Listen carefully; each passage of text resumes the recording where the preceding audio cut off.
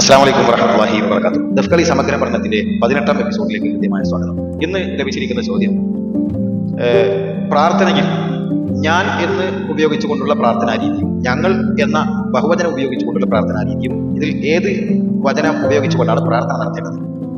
Okay, നല്ലൊരു ചോദ്യമാണ്. അത് ബഹുവചന പ്രയോഗമാണ് ഏറ്റവും നല്ലത്. കാരണം ഇത് സംഘമായി അവതരിപ്പിക്കുന്ന ഒരു കലാരൂപം എന്ന രീതിയിൽ ബഹുവചന പ്രയോഗം ഉപയോഗിച്ചുകൊണ്ട് പ്രാർത്ഥനാ ഗാനം ആലപിക്കലാണ് ഏറ്റവും നല്ലത്. അങ്ങനെയാണ് ഏറ്റവും നന്നായിട്ടുള്ളത്.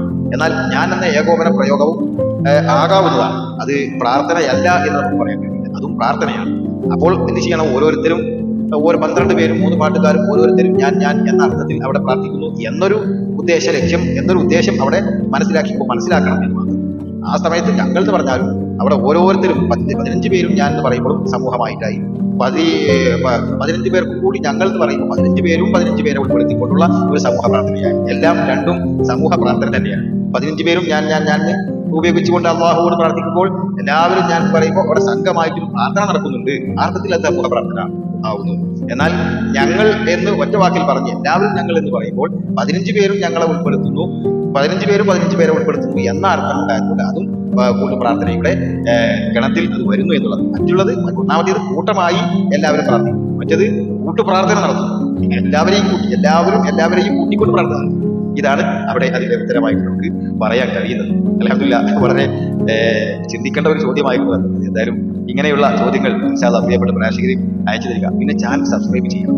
ഇത് നിങ്ങൾക്ക് വേണ്ടി എത്രയോ എൻ്റെ പഠനവും എൻ്റെ സമയവും എൻ്റെ ചിന്താധാരകളും ഒക്കെ ഒരുപാട് നിങ്ങൾക്ക് വേണ്ടി ഞാൻ ഉപയോഗപ്പെടുത്തുമ്പോൾ നിങ്ങളുടെ ഭാഗത്ത് നിന്ന് ചെയ്യേണ്ടത് നിങ്ങൾ പരമാവധി ഇതൊക്കെ ഉൾപ്പെട്ടുകൊണ്ട് ഇതിന്റെ നല്ല രീതിയിൽ സപ്പോർട്ട് ചെയ്യുക. ഏതെങ്കിലും വിയോജിപ്പ് നിങ്ങൾക്കിതിൽ ഏതെങ്കിലും ഉണ്ടെങ്കിൽ പേഴ്സണലി എൻ്റെ നമ്പറുമായി ബന്ധപ്പെട്ട് നിങ്ങളുടെ വിയോജിപ്പ് നിങ്ങൾക്ക് പറയാനുള്ള കാര്യം എന്നെ പേഴ്സണലി നിങ്ങൾക്ക് അറിയിക്കാവുന്നതാണ്. കാരണം ഇത് നമ്മളൊക്കെ എല്ലാവരും പഠിക്കുന്നവരാണ്, വീണ്ടും പഠിച്ചുകൊണ്ട്. കാരണം ഈ കലാന്റെ വികസനം പൂർത്തിയാകുന്നില്ല. ഇത് വൈവിധ്യങ്ങളുടെ വാതായനങ്ങളിലൂടെ ഇത് വിഹരിച്ചുകൊണ്ടേയിരിക്കുന്ന ഒരു മനോഹരമായ കലയാണ്. അപ്പൊ അതുകൊണ്ട് നിങ്ങൾ എല്ലാവരും കൂടി സപ്പോർട്ട് ചെയ്ത് എല്ലാവരും സഹകരിച്ചു പോകേണ്ട ഒരു പ്രോഗ്രാമാണ് ദഫ്കളി സമഗ്ര പഠനം. അപ്പോൾ നല്ല നിലയ്ക്ക് സപ്പോർട്ട് ചെയ്യുക. അസ്സലാമു അലൈക്കും വറഹ്മത്തുള്ളാഹി വബറകാതുഹു.